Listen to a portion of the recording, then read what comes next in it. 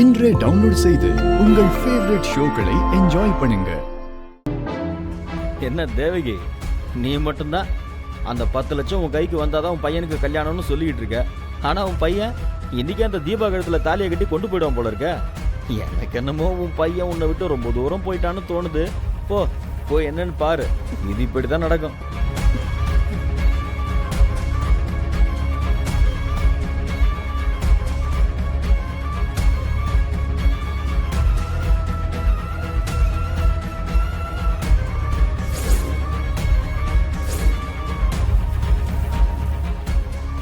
டேய் கார்த்தி,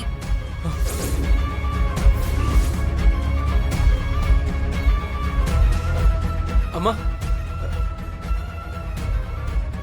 டேய் போன் பேசிட்டு வரேன்னு சொல்லிட்டு இங்க என்னடா பண்ணிட்டு இருக்க? இவ கூட உனக்கு என்ன பேச்சு வேண்டி கிடக்கு? அத்தை, கார்த்தியை ஒண்ணு திட்டாதீங்க அத்தை. யாருக்கு யாரடி அத்தை?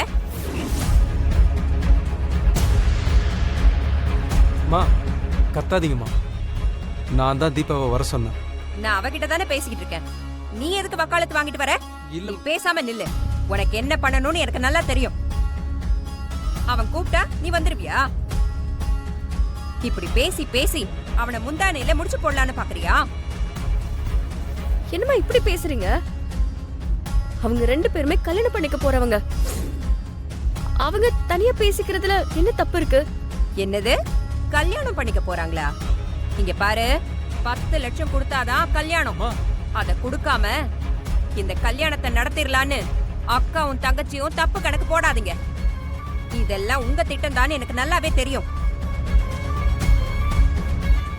ஆனா நீங்க என்ன பண்ணாலும் சரி, என்ன மீறி என் பையனை உங்க அக்கா கழுத்துல தாலி கட்ட விடவே மாட்டேன்.